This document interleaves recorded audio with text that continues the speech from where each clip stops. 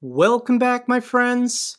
Currently, we're on day 255 of Russia's disastrous invasion of Ukraine, and today's top story, we have to continue talking about these Russian strikes that have left 4.5 million Ukrainians without power.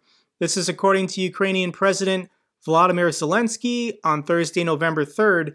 He said that Russia's campaign against Ukraine's energy network has left about 4.5 million Ukrainian civilians without power. Now, I actually got great insights as to why Russia is doing this when I interviewed retired Lieutenant General Ben Hodges. I posted the podcast 2 days ago. Check this out if you haven't already. And Russia's objective by attacking Ukrainians' power grid is actually two-part. The first part is they just want as many Ukrainians to suffer as possible, not having electricity to generate heat this winter. But on Russian state TV, they've admitted that the goal to knock out their electrical grid is to stop the proper treatment of water. They want to eliminate Ukrainians' ability to properly treat their water system. Without clean drinking water, this will proliferate waterborne bacteria and illnesses. This is most likely going to cause children, women, the elderly to become sick. Russia is just trying to cause as much suffering to the civilian population as possible. But the goal is actually to cause more refugees, more Ukrainian civilians to leave the country. And this is what General Hodges told me. He said that the goal is to weaponize refugees politically. So if millions of Ukrainians who have already left, if millions more leave this winter because it's not safe to be in Ukraine, then they're going to have to go to either Western or Central Europe. And Russia's goal is to cause political turmoil in those home countries. Refugees showing up in your country, they can be a burden economically. And the goal that Russia has is to influence elections in democracies to benefit candidates that want to end the war in Ukraine, even if it's on Russia's terms. Russia has no delusions that they're capable of defeating the Ukrainian military. They know they can't defeat the Ukrainian military. So their goal is to weaken support for Ukraine from the West, from NATO countries, so that politically Ukraine will be pressured to just concede territory, end the war, give Russia what they want. This is Russia's grand strategy. The problem is this isn't going to work because the two most important countries supporting Ukraine right now is the United States and Poland.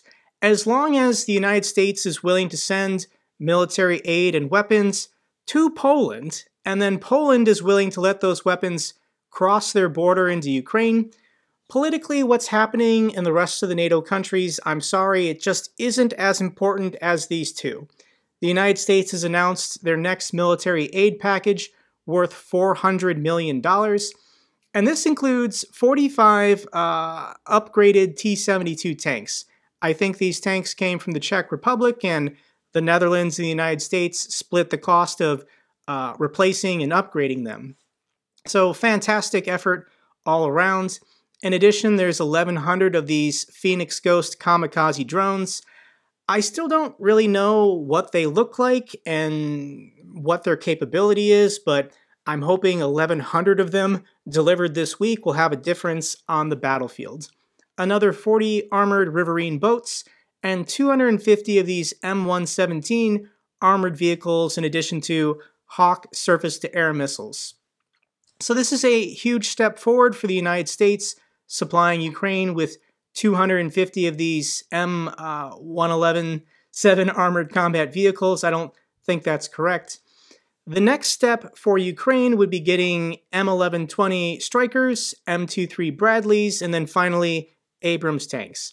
I think all of this heavy equipment is going to find its way into Ukraine just in time for a large spring counteroffensive against Russia. And in total, since Russia invaded Ukraine in February, the United States has provided Ukraine with $505 million worth of just military aid every single week. That comes out to a total of $72 million per day. If you factor out per American, what is that per day? And it's about $5 per American per day. As an American taxpayer, I think this is money well spent to defend democracy and defend Europe against Russian fascism. However, if you want to break it down by share of military budget given for Ukraine based on size, the United States is just a very large country with 330 million citizens. But when you look at the breakdown per capita or based on population, you can see the biggest contributors are Latvia, Estonia, and Lithuania. They might have a vested interest in seeing Ukraine succeed in this war, as well as other countries like Poland, Luxembourg, Slovakia, and Czechia. Here's an interesting story from the Moscow Times. The Russian flag disappears from the Kherson administration building in the first signal of a potential retreat. So Kherson City is the capital of the Kherson Oblast. It's the only regional capital that Russia has managed to take. And they took down the Russian flag from the main government building. Maybe this was to deny a propaganda moment when Ukrainian soldiers liberate this city and then take down the flag themselves. But as far as when is Ukraine going to retake the north bank of this river, strategically, I think the argument has been made that it's not to their advantage at this time to retake this territory. Russia has already force deported tens of thousands of Ukrainian citizens across the river to the other side. Russia has also stolen everything of value from the north bank of this river, from ambulances to fire trucks to computers. For sure, all the washing machines are gone. So the urgency for the Ukrainian military to retake this north bank isn't as pressing. In addition, this is an open wound on the battlefield for the Russian forces. They cannot effectively resupply and support their forces over here. So as long as Russia is losing more resources and soldiers than the Ukrainian military is, strategically it's to Ukraine's advantage not to finish off the forces on the north bank, because Russia would then just redeploy those forces to Zaporizhia and the Donbass region. Let's now talk about mobilization. Russians who fled the military draft are starting to return home as panic fades. So when Russia announced their partial military mobilization 2 months ago, more than 500,000 Russian men chose to flee the country rather than risk being mobilized. And financially, they just can't support themselves living abroad. They can't find work. They can't find a place to live.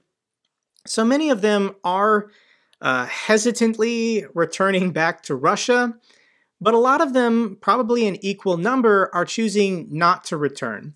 Normal conscription is still occurring, so if you're an 18, 19, 20-year-old Russian man, the government is still going to try and force you into the military and send you to Ukraine. But Russian commissars are no longer grabbing 50-year-old diabetics off the streets. However, I do think another wave of mobilization in Russia is coming. They're probably going to plan this for next February or March, try and grab another 200 or 300,000 men, regardless of age or health status. So we'll see what Russia does when that happens. I think the next round of mobilization they do, they're going to close the borders first before they start grabbing the people they want to grab. So how are the men who couldn't avoid mobilization doing? Mobilized Russians launch a strike to protest lack of payment. Here's a video that went viral a couple days ago. I just wanted to make sure you saw it. We're going to watch about 50 seconds of this clip together of mobilized Russian men yelling at this female officer. Военкомат я пришел, сказал, мне объяснил военком, военный комиссар, что вы только туда, как приедете в течение 2-3 дней, единоразовая выплата будет в размере 300 000. А дальше уже будет. Давайте искать, кто нас обманул. Подождите, по поводу 300 тысяч. Госдума был внесен депутатами Коммунистической партии Российской Федерации законопроект. Он прошел только одно чтение. И все, его сняли с повестки дня. Про 300 тысяч. Хорошо, а что вы свои партийные билеты, нахуй, и пошли Вы вперед поймите сами. одно, я вам не обещала 300 тысяч. И то, Понятное дело, потому что здесь So when these men were being mobilized, some commissar, to get their cooperation, told them they would all be given a one-time payment of 300,000 rubles for being mobilized. This was a lie. No such payment was ever going to happen, and as soon as they got into uniform, they realized they had been lied to. Here's another video that went viral of Russian mobilized men rioting in Kazan. There's about 2,000 men here, and they're expressing their outrage at their general in charge of their regiment, who I guess is drunk and not wearing his stripes. So that's what these subtitles are indicating. But let's watch about 30 seconds of this clip together.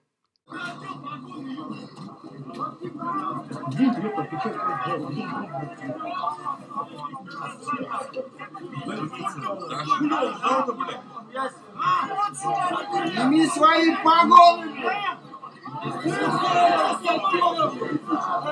Ты храбрость, которая с утра была!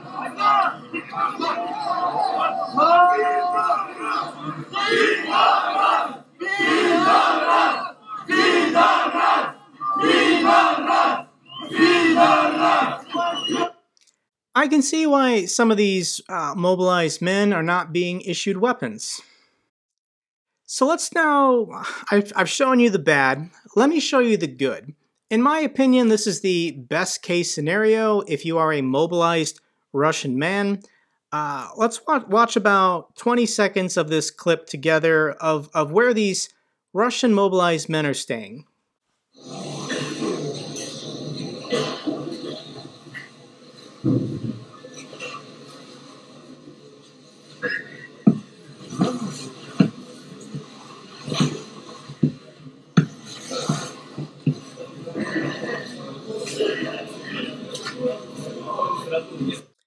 So we can see that all of these men are indoors. I'm guessing just from body warmth alone, it is somewhat warm in there. They have mattresses, beds, blankets. This is probably as good as it gets if you've been recently mobilized in Russia, but they're still packed in there like poultry at a chicken farm, and I can't imagine it's very comfortable or healthy for these men. Next story I want to quick mention is that Poland launches construction of a Russian border barrier. What is this all about? And this is what the fence is looking like. It's about 2.5 meters high, and it has barbed wire on top. And the objective of this fence is not to keep the Russian military out. Russia is not going to invade Poland from Kaliningrad. If you're not familiar with Kaliningrad, it used to be a German city that Russia kept after World War II. Russia does not respect historical borders. And Poland is being proactive in constructing this fence because they think there's going to be a humanitarian crisis out of Kaliningrad. My prediction is that late next year, the Russian government is going to collapse. There's going to be a lot of chaos and disorder. And a lot of Russian citizens in Kaliningrad are going to want to get out of Kaliningrad. They're going to want to get into the EU by crossing the border into Poland, and Poland isn't going to let that happen. Next story is that Turkey faces down Putin threats on UN grain ship security, convoys set to sail. This is a fantastic story. I just absolutely love this, but Russia wanted to back out of the UN grain deal for Ukraine. And Ukraine has actually been benefiting a lot from getting their food exports out and bringing in vital revenue to keep their economy going. So in response to Ukraine's drone attack on the Black Sea Fleet, Russia wanted to pull out of the deal and reimpose the blockade. And Turkey just said, no, we're not going to let you do that. Turkish warships are going to escort these civilian Ukrainian grain ships. And Russia just kind of gaped with their mouth open and said, oh, why don't we rejoin the deal then? We don't want to cancel it. Russia didn't want to embarrass itself by not enforcing its own threat. Erdogan called Putin's bluff, and Russia backed down. Russia showed weakness. Next story that's very bizarre is there was a funeral service exhibition opened in Moscow, and people in Moscow went to this thing like it's Disneyland. And this is a very bizarre costume to wear to a funeral exhibition. What are some of the events? Well, there was a traditional speed grave digging competition, and they were trying to see who could dig the fastest grave.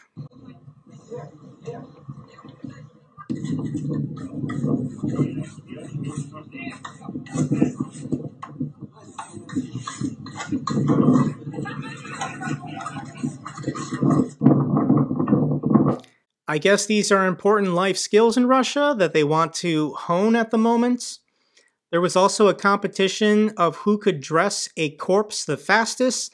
Now, if anyone from YouTube is watching, these are dummies. These are not real corpses. Please do not demonetize me, but here's about 9 seconds of this madness.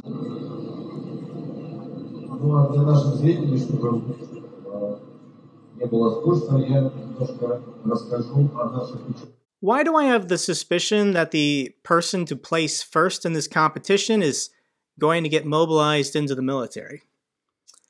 Final clip I want to share with you is of Ukrainian defenders on the front lines. These Ukrainian soldiers are currently defending the city of Pavlivka. So if we go on the war map, let me zoom in and show you exactly where they are. They're close to this village right here. And if we zoom out, you can see this is the Donetsk Oblast, this is the Donbass region, and they've been holding this line for 8 months. So I want to share with you about 2 minutes of this Ukrainian soldier giving his perspective. Дивіться, українці, це відео і пам'ятайте, хто тут стоїть. Як ми стоїмо? Рівно, можливо. Покажу свою крайню позицію. Сьогодні 1 листопада. Я всіх дуже люблю вас. Ой, мої рідненькі. Який гарний день.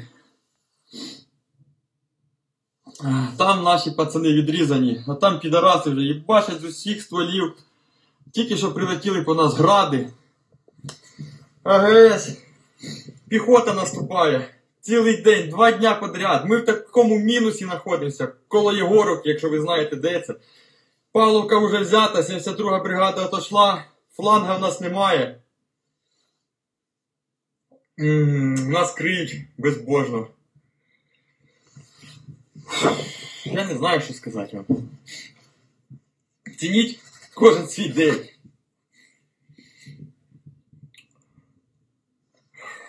З кожну хвилину свого життя цініть. І пам'ятайте, за що ми тут стоїмо. 8-й місяць. В холоді, не скажу, що в голоді, в окопах, з мишми, з комарями, з мухами, з черв'яками, з підарасами, які насипають регулярно. Але ми стоїмо. Без ротацій, без отпусків, без нічого. По 20 днів у місяці на нолі. По 20 днів, по 22, зараз вже більше виходить. Бо нема міняти людей, у нас рота вся розбита, 300, 200. Я не знаю, як ми ще тут держимося. Але держимося. Не буду розводити паніку, сльози. Ми патріоти, ми красавчики. По 15 коробов відстрілюємо за день. Передай привіт дітям. Що? Ребята, до нас танчик пиздує. А нас танчик іде, да? Вау! Тепер уже танчик. That's all for this update video. Glory to the heroes, glory to Ukraine. If you found this video informative, give me a thumbs up. Best way to support my channel. Comments or questions, let me know down below. I love hearing from you guys. Till the next video, take care, be safe.